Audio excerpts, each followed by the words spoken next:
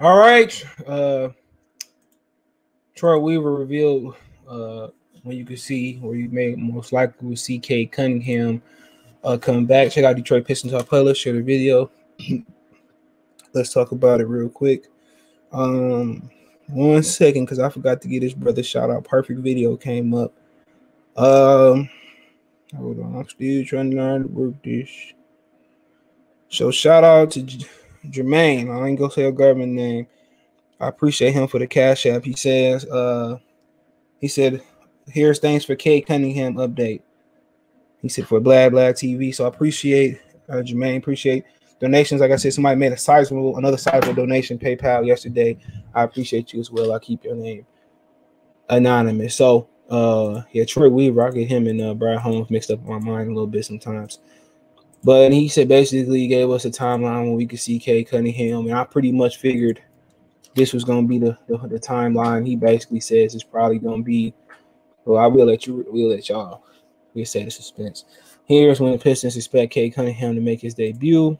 Make sure you guys can see it. And he says, don't expect Cade. Make sure I can see Cade Cunningham to play in for the Pistons during the first road trip of the season. Cade Cunningham, who on Tuesday was ruled out for Wednesday night season opener versus the Chicago Bulls, suffered what the Pistons called a ankle sprain early in training camp, nearly 3 weeks.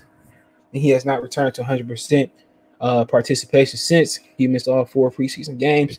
Pistons general manager Troy Weaver on Wednesday morning provided insight on number 1 pick return to play timeline. He said, quote, pretty much day to day, but we need to ramp him up and get him some conditioning going and get him acclimated to going for a 3-5-on-5, Weaver said on Stoney and Jensen Show 97 ticket. Hopefully we get him back sooner than later, but I would anticipate hopefully seeing him when we get back off the road trip. This would put Cade Cunningham on track to debut October 30th versus Orlando Magic, making for an even bigger day in the state after the noon showdown between Michigan and Michigan State football. My thing is, why that game? I don't like that game being at midday. That game got a better feel at 3:30.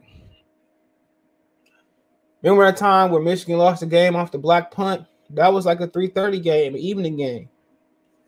That game is a better 3:30 or night game. That game, and it should be a night game one day. East Lansing or Ann Arbor, home and home. That's not a noon game, bro. At noon, most people still waking up from their long work week. Some people still, got to go to work. Noon is a terrible time for that game. Terrible time. Like Ohio State after Thanksgiving, is it? Cool. Noon, I get it. We at home. We done Black Friday shopping, or whoever Black Friday done shopping. I get it. Okay. If you didn't know, the Pistons opened a difficult early season schedule with the home opener against the revamped Chicago Bulls, then going on the road for games at Chicago Saturday, Atlanta Monday, Philadelphia on October 28th. After Orlando, the Pistons visit Brooklyn the next night, then host Milwaukee, Philadelphia, and Brooklyn, the top 3 teams from the Eastern Conference last season. So, like I said before, I don't anticipate the Pistons being any good this season, because I just anticipated Dwayne Casey messing up Cade Cunningham, but he injured. What I think about them holding him back for the injury, I agree. It's not a sprint, it's not a marathon. Until he can, because when you don't have condition, that just leads to other injuries. So let him get in condition up, let him get acclimated, let him be ready. Okay. And when he's ready, put him out there. You know what I'm saying? I know people say he been playing basketball all his life, he should be ready. True. But when you coming back from an injury and you ain't got the conditioning, who knows what he been doing before training camp? He probably been living his best life. They're buying shit and getting ready for the road trips and stuff. And so fatigue, you don't want fatigue to cause another injury. You don't. So I wish him nothing but the best. The Pistons taking the proper precautions with a valuable asset, and allow him to continue to heal and continue to take strides into being 100%, not only physically, but mentally. And I anticipate that it's probably going to start off to a Detroit Lions type of start. It's a lot of tough games there. So we couldn't draw Minnesota like last year or something like that, but Be patient with this team. Be patient, and you know, a lot of people had playoff ambitions. It was never going to be that, you know. Well, I ain't gonna say never, but if they, you know, it was going to be bleak. But enjoy the rebuild. Get another high pick. You know, get another high pick and hit the ground rolling. Shit, next year. They made the playoff this year and Cade go crazy. Then shit, championship. You know, the championship timeline just speed up.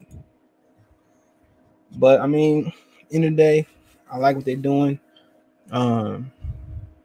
This is the proper way to do it. So you will see them to Orlando, and we'll see what everybody else got. We'll see if Grant could take a step forward, Bacon take a step more, Stewart take a step forward, and Killian take a step forward. So really, the weight of the world is going to be on Killian's shoulder. So hey, let me know what you guys think.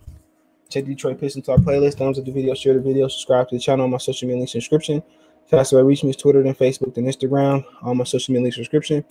Always reach out when I advertise, video requests, chop it up, going through something, hit me up. Always there. Want to make a financial donation? Cash App CJ Good 313, Venmo CJ Good 313, PayPal link description. Best way to donate. Thumbs up the video, share the video, subscribe to the channel. Appreciate the love and support. One time for the one time. Peace.